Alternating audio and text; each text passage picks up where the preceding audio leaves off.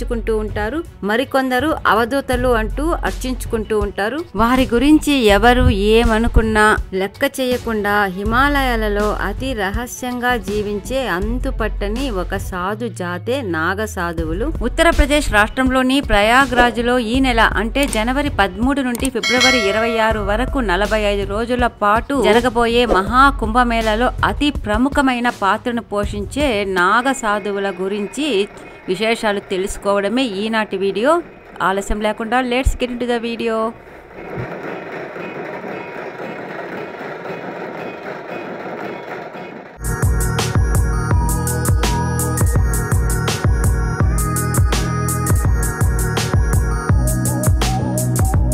Hi hello అందరికీ, ఎలా ఉన్నారు? అందరూ చాలా అద్భుతంగా ఉన్నారు కదా. మళ్ళీ నేను మీ విజీ విండోస్కి తిరిగి స్వాగతం. చూస్తూ ఉన్నారు కదా చిత్ర విచిత్రమైన సన్నివేశాలు. ఇవన్నీ మనకు ఇప్పుడు కుంభమేళా జరిగే ప్రయాగ్రాజ్లో అడుగడుగునా కనిపిస్తాయి.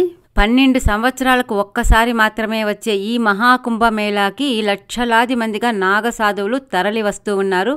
కొండ ప్రాంతాలలో అంటే హిమాలయాలలో మాత్రమే నివసించే ఈ నాగ సాధువులు కుంభమేళాకి మాత్రమే బయట జన ప్రపంచంలోకి వస్తూ ఉంటారు. కుంభమేళా జరిగే 45 రోజులలో వచ్చే అతి పవిత్రమైన పుణ్యదినాలలో షాహీ స్నాన్ అని చెప్పబడే పవిత్ర స్నానాలని ముందుగా నాగ సాధువులే ఆరంభిస్తారు. ఆ తర్వాత మిగిలిన సన్యాసులు, వారి శిష్య బృందము, పీఠాధిపతులు లాంటి వాళ్ళందరూ స్నానం ఆచరించిన తర్వాత సామాన్య ప్రజలని స్నానాలకి అనుమతిస్తూ ఉంటారు. కుంభమేళాలో నాగ సాధువులకి ఇంత ప్రాముఖ్యత ఎందుకు వచ్చిందో ఇప్పుడు తెలుసుకుందాము. క్రీస్తు శకము 9వ శతాబ్దము శ్రీ ఆది శంకరాచార్యుల వారి కాలంలో వీరి ఉనికి మనకు స్పష్టమవుతుంది. శ్రీ ఆది శంకరాచార్యులు ఉన్న ఆ కాలంలో మన హిందూ దేశంలో బౌద్ధ మతము చాలా ఎక్కువగా ప్రచారంలో ఉండేది. వారికి సమానంగా పక్క దేశాల నుండి అరబ్బులు, పార్సీలు కూడా హిందూ దేశానికి వచ్చేవాళ్ళు. వారు హిందూ మతానికి చెందిన సాధువులని, సన్యాసులని హింసిస్తూ, హిందూ దేవాలయాలని కూలదోస్తూ, హిందూ ధర్మానికి ఎన్నలేని హానిని తలపెడుతూ ఉండేవాళ్ళు. వారికి వ్యతిరేకంగా హిందూ ధర్మాన్ని కాపాడుకోవడానికి శ్రీ ఆది శంకరాచార్యుల వారు ఒక సైన్యాన్నే ఏర్పాటు చేయవలసి వచ్చింది. ఈ విధంగా ఆయన కొంతమంది సాధువులని ఒక సైన్యం లాగా తయారు చేసి ఆ వర్గాన్ని నాగ సాధువులుగా విభజించడం జరిగింది. యుద్ధ విద్యలలో ఎన్నలేని నైపుణ్యత సాధించే ఈ నాగ సాధువులు ఈ విధంగా హిందువుల పైన విరుచుకపడిన ముస్లింలని వీర సింహాల్లాగా ఎదుర్కొని వారిని తరిమి కొట్టేవారు. ఎప్పుడూ శివనామ స్మరణ చేస్తూ శివుని, అగ్నిని పూజించే ఈ నాగ సాధువులు హిమాలయాలలో మాత్రమే నివసిస్తూ ఉంటారు. యోగ సాధన, తపస్సులతో పాటు అస్త్ర శస్త్రాలను కూడా ఏ విధంగా ఉపయోగించాలి అనే తర్ఫీదు నాగ సాధువులుగా మారడం ఆరంభించిన నాటి నుండే పొందుతూ ఉంటారు. దీని వలన నాగ సాధువులు అందరూ కూడా యుద్ధ కళల్లో అనేక అస్త్ర శస్త్రాలను ఉపయోగించడంలో విపరీతమైన నైపుణ్యం సాధించి ఉంటారు. వీరు శివుని సైనికుల్లాగా వారికి వారు భావించుకుంటూ శివునికి కానీ, శివాలయాలకు కానీ, దేవతామూర్తులకు కానీ ఏ విధమైన ఆపద సంభవించినా కాలరుద్రుల్లాగా మారి వారు నేర్చుకున్న అస్త్ర శస్త్ర విద్యతో శత్రువులని చీల్చి చెండాడుతూ ఉంటారు. సాధారణంగా చూసినప్పుడు త్రిశూలాలు ధరించి, కత్తులు పట్టుకొని వీరంగం చేస్తూ, వీరనాట్యాలు, కర్ర సాములు చేస్తూ, హుక్కా చిలుం వంటివి పీలుస్తూ అతి విచిత్రంగా, విడ్డూరంగా కనిపించే వీళ్ళు ధర్మ పరిరక్షణ కోసము ఎంతకైనా తెగిస్తారని చరిత్ర చెబుతుంది. ఔరంగజేబు కాశీ విశ్వనాథ ఆలయాన్ని ధ్వంసం చేసిన సమయంలో నాగ సాధువులే అతన్ని నిలువరించడం జరిగింది. యుద్ధ భూమిలో మహారాణా ప్రతాప్ సింగ్కి తోడుగా నిలవడంలోనూ, ఆ తర్వాత 18వ శతాబ్దంలో బాటిల్ ఆఫ్ గోకుల్గా ప్రసిద్ధి పొందిన మధురలో జరిగిన యుద్ధంలో అరబ్బులకి ఎదురు నిలిచి పోరాడడంలోనూ నాగ సాధువుల ధైర్య సాహసాలు వెలకట్టలేనివి. కొన్ని వేల సంఖ్యలో అరబ్బులు ఈ దేశం పైన దాడి చేసినప్పుడు కేవలం వందల సంఖ్యలోనే ఉన్న నాగ సాధువులు వారికి వచ్చిన ఈ విద్యలతో వారిని చీల్చి చెండాడి తిప్పికొట్టడంతో వీరి శక్తి సామర్థ్యాలు ఎంతవో మనము ఊహించుకోవచ్చు.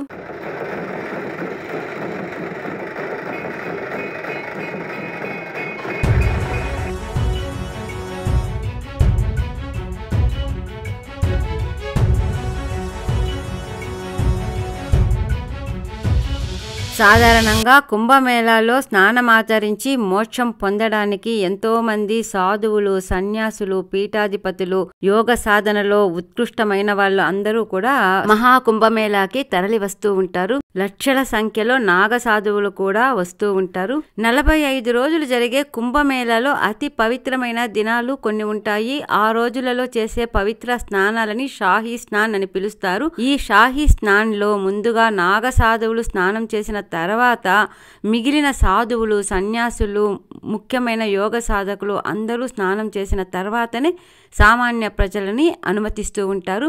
ఇలాంటి సిద్ధులు, నాగ సాధువులు స్నానం చేసిన జలము పవిత్ర జలంగా మారుతుందని ప్రజలు నమ్ముతూ ఉంటారు. దీని వెనుక ఒక పురాణ కథను కూడా చెబుతూ ఉంటారు. ఒకసారి గంగా, యమున, సరస్వతిలు దేవుడితో అందరూ మాలో స్నానం చేసి వారి పాపాలని ప్రక్షాళన చేసుకుంటారు. వారి పాపాలని భరిస్తున్నా మా పాపాలు ప్రక్షాళన కావడం ఎప్పుడు అని మొరపెట్టుకున్నప్పుడు కుంభమేళా సమయంలో నాగ సాధువులు స్నానం చేసినంతనే మీరందరూ కూడా పునీతులవుతారు అని వరమిచ్చినట్లుగా కథనము.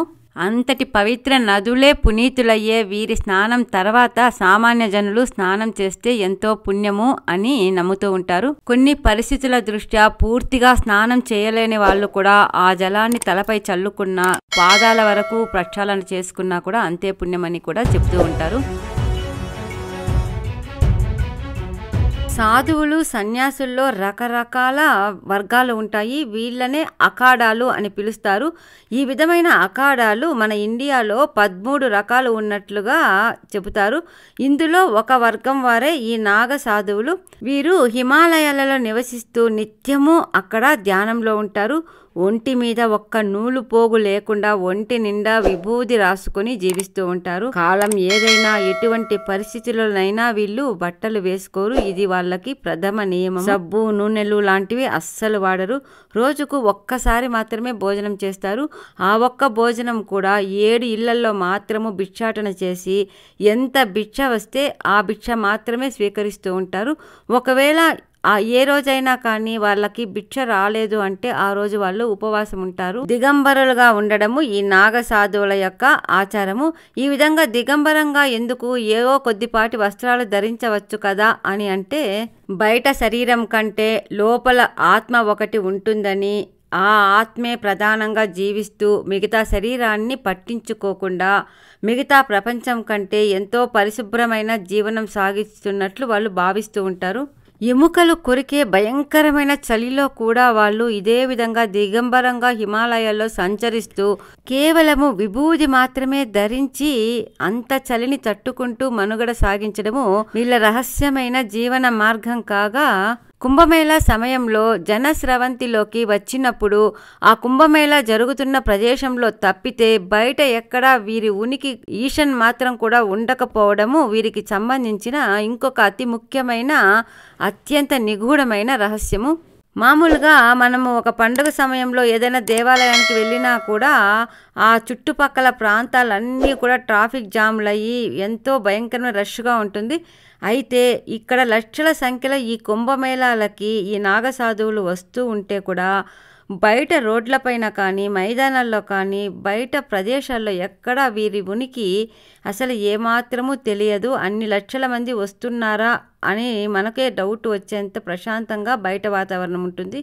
వాళ్ళు కుంభమేళా జరిగే ప్రదేశాల్లో మాత్రమే స్థూల శరీరంతో ఉంటూ బయటకు వెళ్ళగానే, అంటే 1 కిలోమీటర్ బయటకి అలా వెళ్ళగానే సూక్ష్మ శరీరంలోకి మారిపోయి హిమాలయాల వైపు వెళ్ళిపోతారని, అందుకే బయట ఎవరికీ కనిపించరని వారిని దగ్గరగా చూసిన వాళ్ళు, వారి గురించి తెలిసిన వాళ్ళు చెబుతూ ఉంటారు. చూడ్డానికి ఎంతో పిచ్చిగా, విచిత్రంగా ఉన్నట్లు కనిపించే ఈ నాగ సాధువులు వాళ్ళు అలా మారడానికి ముందు ఎంతో కఠోర శ్రమ, ఎన్నో నియమనిష్టలు పాటిస్తే కానీ వారు ఆ స్థాయికి చేరుకోలేరు. నాగసాధువుగా మారాలి అనుకున్న తక్షణము వాళ్ళు ఇల్లు వాకిలి వదిలేసి సాధు సన్యాసము స్వీకరించాలి. ఆ తర్వాత కఠినమైన బ్రహ్మచర్యాన్ని ఆచరిస్తూ అన్ని రుచులని వదిలివేయాలి. అన్ని వాసనలకు దూరంగా ఉండాలి. సుఖాలను త్యాగం చేసి మోహాలు వదిలిపెట్టి చివరకు వస్త్రాలని కూడా వదిలిపెట్టాల్సి ఉంటుంది. సన్యాసం స్వీకరించిన తర్వాత వీళ్ళు ఈ మోహాలన్నింటికీ దూరంగా ఉన్నారు, వీళ్ళు నిజంగా మనస్ఫూర్తిగా ఇవన్నీ వదిలేశారు అని నిర్ధారించుకోవడానికి 5 మంది గురువుల దగ్గర పరీక్షలు ఎదుర్కోవలసి ఉంటుంది. పరీక్షలలో నెగ్గి ఈ విధంగా సాధు జీవితము 12 సంవత్సరాలు గడిపిన తర్వాతనే వాళ్ళు నాగ సాధువులుగా మారడం జరుగుతుంది. ఇంత కఠోరమైన పరిస్థితులు ఎదుర్కొని నాగ సాధువులుగా మారడము కేవలము పురుషులే అనుకుంటే పొరపాటే. చాలామంది మహిళలు కూడా ఈ విధంగా నాగ సాధ్వులుగా మారడం జరుగుతుంది.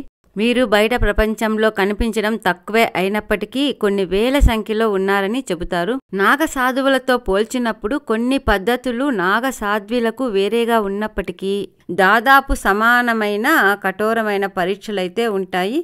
కఠోరమైన తపస్సు, కఠినమైన పరీక్షలు, కఠినమైన బ్రహ్మచారిణి నియమాలైతే పురుషులకు సమానంగా ఉంటాయి. అయితే ఇద్దరికి సమానంగా ఉన్న ఇంకొక నియమము వారి పిండ ప్రదానము స్వయంగా వారే చేసుకోవాల్సి ఉంటుంది. వీళ్ళు దిగంబరులుగా ఉండరు. 8 ముడులతో వస్త్రాన్ని ధరిస్తూ ఉంటారు. సాధారణంగా వీరిని తల్లి అని సంబోధిస్తూ ఉంటారు. మహాకుంభమేళా జరగడానికి కొద్ది రోజుల ముందుగానే వీరు కుంభమేళా జరిగే ప్రదేశాలకు చేరుకుంటూ ఉంటారు. అక్కడ నది ఒడ్డున ఉండే టెంట్స్ లో ఉంటూ ప్రతిరోజు 3 సార్లు నదీ స్నానము, యోగ సాధన చేసుకుంటూ కనిపిస్తారు.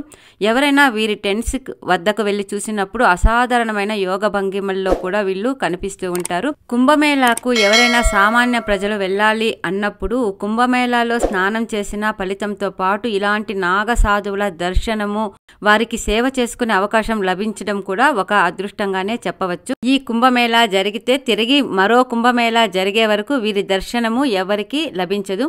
ఈసారి కుంభమేళాలో మీరు నాగ సాధువులను చూసినట్లయితే వారిని దర్శనం చేసుకుని మీకు తోచినంత దానం చేస్తే ఎంతో ఫలితం ఉంటుంది. ఇవండి మహాకుంభమేళాలో ప్రముఖంగా కనిపించే నాగ సాధువుల గురించి వింతలు, విశేషాలు. ఈ వీడియో మీకు అందరికీ నచ్చిందని అనుకుంటాను. తొందరలో ఇంకో మంచి వీడియోతో మళ్ళీ కలుద్దాం. అంతవరకు సెలవు. ఇంతవరకు విద్య విండోస్ని సబ్స్క్రైబ్ చేసుకోకుండా తప్పకుండా సబ్స్క్రైబ్ చేసుకోండి. పక్కనే ఉన్న బెల్ ఐకాన్ ప్రెస్ చేయండి. Thank you very much. Bye bye.